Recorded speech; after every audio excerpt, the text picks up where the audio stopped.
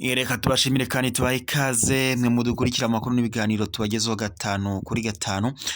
Mwe mudukurikira rero muri hirya no hino hatandukanye tubahaye ikaze mu makuru yacu kandi twizere ko mumeze neza. Twihuse cyane rero reka tunyarukire ku makuru arimo aravugwa hano mu karere k'ibiyaga bigari. Perezida w'u Rwanda Paul Kagame mu bihugu yashimiye cyangwa se mu bihugu yashimiye harimo Uburundi ndetse na Repubulika Iharanira Demokarasi ya Kongo, nk'uko rero biri gutangazwa mu ijambo rye ritangiza icyumweru cyo kwibuka jenoside yakorewe abatutsi mu Rwanda ku nshuro ya 30. Perezida w'u Rwanda Paul Kagame rero yashimiye ibihugu bitandukanye ku ruhare byagize mu rugendo rwo kongera kwiyubaka kw'iki igihugu nyuma y'ayo mateka akakaye cyanyuzemo.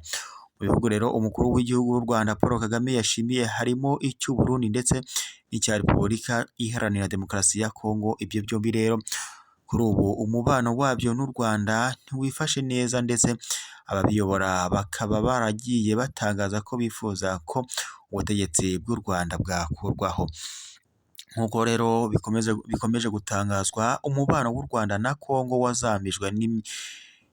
wazamijwe n'iyuburwa ry'intambara icyo gihugu gihanganyemo n'umutwe witwaje intwaro wa M23. Perezida w'icyo gihugu Antoine Felix Tshisekedi akaba ashinja u Rwanda ngo kuba ari rwo rwihishe inyuma ya M23 irwanira mu bice byo mu ntara ya Kivu y'Amajyaruguru mu burasirazuba bwa Repubulika Iharanira Demokarasi ya Kongo. Gusa leta y'u Rwanda yakomeje kugenda yamaganira ibi birego kure, ndetse nayo igashinja Repubulika Iharanira Demokarasi ya Kongo gufatanya n'umutwe witwaje intwaro wa FDLR urwanya ubutegetsi bw'u Rwanda, ndetse uyu mutwe wa FDLR ukaba urimo n'abasize bagize uruhare muri jenoside yakorewe abatutsi mu Rwanda muri Mata 1994. Nk'uko rero biri gutangazwa, ni mu gihe kandi perezida w'u Burundi Evariste Ndayishimiye nawe ashinja u Rwanda kuba ngo ari rwo rucumbikiye rukanatera inkunga umutwe wa Red Tabara urwanya ubutegetsi bw'u Burundi. Nk'uko rero byakomeje kugenda bitangazwa, leta y'u Rwanda nayo yakomeje kugenda yamaganira kure ibi bya leta y'u Burundi yishinja kuba yaba ikorana n'umutwe witwaje intwaro wa Red Itabara. Nk'uko rero amakuru yakomeje gutangazwa, uyu mutwe wa Red Tabara mu gihe gishize wagabye ibitero mu Burundi mu ntara ya Bubanza, ndetse ibi bitero byaje no kugwamo abatari bake mu ngabo z'u Burundi ndetse n'abaturage. Ni mu gihe kandi amakuru aturuka muri Kongo yatangaje ko uyu mutwe wa Red Tabara waba ukorera muri Repubulika Iharanira Demokarasi ya Kongo, ndetse ari naho ugaba ibitero uturuka. Nk'uko rero amakuru akomeje gutangazwa, bivuga ko nyine perezida w'u Rwanda atitaye kuri uwo mu mwuka mubi uri hagati y'u Rwanda n'ibyo bihugu, umukuru w'igihugu cy'u Rwanda Paul Kagame yashimiye uruhare byagize mu gucumbikira impunzi z'Abanyarwanda. Yagize ati Kenya n'u Burundi ndetse na Repubulika Iharanira Demokarasi ya Kongo bakiriye umubare munini w'impunzi z'Abanyarwanda baziha aho kuba. Perezida w'u Rwanda Paul Kagame yashimiye kandi ibihugu nka Uganda, Tanzania ndetse na Kenya nabyo ku ruhare byagize mu gufasha u Rwanda mu rugendo rwo kongera kwiyubaka. Perezida w'u Rwanda Paul Kagame yagize ati Uganda yahisemo kwishyiraho ibibazo by'imbere mu Rwanda imyaka myinshi kugeza n'aho byamaganwe. Tanzania yagize kandi uruhare rw'umwihariko wo kwakira no gufasha mu masezerano ya Arusha.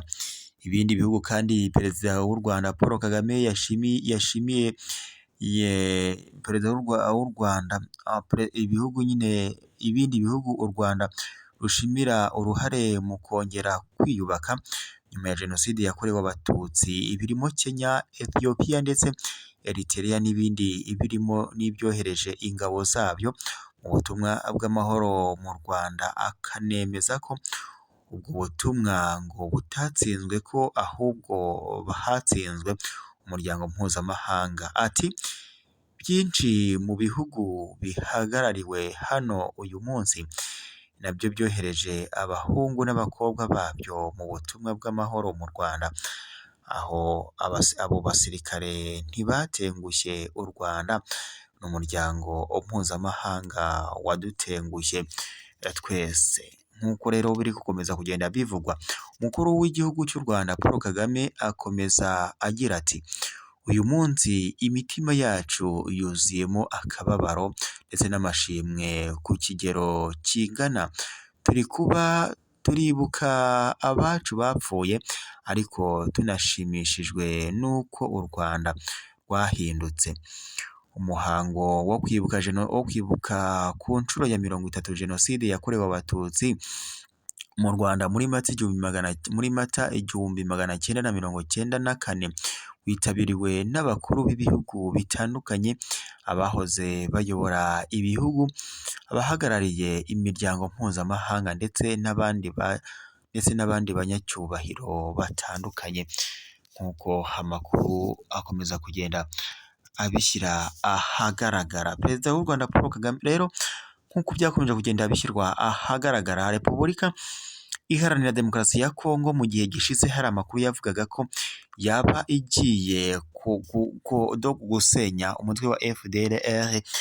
Uyu mutwe wa FDLR urimo abasize bagize uruhare muri Jenoside yakorewe Abatutsi mu Rwanda muri Mata 1994. Gusa nyuma y'amasaha make leta ya Kongo mu gihe yari imaze kugaragaza icyemezo mu nama yahuje abaminisitiri muri Angola ho muri Rwanda, nyuma y'amasaha make leta ya Kongo yaje guhindura iki cyemezo yari yafashe ndetse inatangaza ko ubu ngo nta FDLR ikigaragara muri Repubulika Iharanira Demokarasi ya Kongo, ngo bumvikana cyangwa se ngo bagaragara ku mbuga nkoranyambaga. Ni icyemezo rero cyababaje u Rwanda kuko doko nyine bigaragara ko leta ya Kongo ifatanya n'umutwe witwaje intwaro wa FDLR, ndetse uyu mutwe wa FDLR urimo abasize bagize uruhare muri Jenoside yakorewe Abatutsi.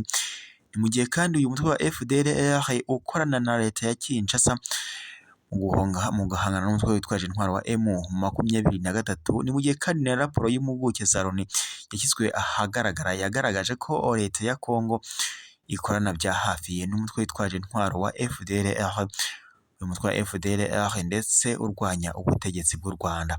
Nk'uko byakomeje kugenda bitangazwa mu makuru atandukanye, leta ya Kinshasa ikomeje gukorana bya hafi n'uyu mutwe witwaje intwaro wa FDLR, ndetse kuri ubu yanamaze gutangaza ko ngo uyu mutwe utakigaragara muri Repubulika Iharanira Demokarasi ya Kongo, ngo ahubwo ngo ugaragara ku mbuga nkoranyambaga. Aya rero akaba ari amayeri ya Kinshasa mu rwego rwo kugira ngo ntibe yagaragaza uyu mutwe witwaje intwaro wa FDLR, kuko bakorana bya hafi mu kurwanya umutwe witwaje intwaro wa M23. Turabashimiye rero kuri wowe utarakanda subscribe cyangwa se abone bitewe n'ururimi ukoresha, ndagushishikariza gukandaho maze ukazajya uba mbere kubona amakuru n'ibiganiro tukugezeho 5 kuri 5. Turabashimiye, mukomeze kugira impagarike n'ubugingo, amakuru yacu yo nakagaruka.